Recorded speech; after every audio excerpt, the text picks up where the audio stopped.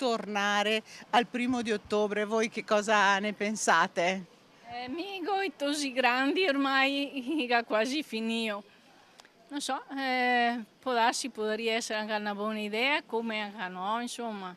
Dipende quante vacanze chi fa durante l'anno. Se no bisognerebbe fare come nelle scuole che sia in Germania o in altri paesi dove praticamente non fanno 3 mesi consecutivi di vacanze ma le alternano diversamente. C'era un articolo l'altro giorno di un tedesco che si lamentava, abita a Torino, si lamentava del fatto di troppe vacanze lunghe, troppi compiti che gli danno che non dovrebbero darli. È vero che siamo una delle nazioni che ha come numero di giorni scolastici, il maggior numero di giorni scolastici, però o che mettono altre, cioè che spartiscono meglio le vacanze, però non lo so, credo che sia sì, solo andare a togliere i giorni scolastici. Noi ne abbiamo ancora piccolina, quindi non sappiamo bene come andrà, però penso che abbiano piacere che vadano a scuola, insomma, così i genitori sono più liberi, immagino. Quindi creerebbe un ulteriore disagio ai genitori che magari devono pensare a babysitter o cose del genere. Certo, è certo.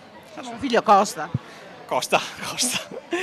È sempre bello avere figli, però c'è sempre l'altra faccia della medaglia che ci sono dei costi, insomma, ovviamente da sostenere. Per i genitori è un grosso disagio per chi lavora, quello sicuramente. Io resterei nel tradizionale. È meglio rimanere così com'è secondo me, anche per me sì. Non cambiare niente. Per me non mi cambia tanto. Però se dovesse aprire a ottobre meglio così.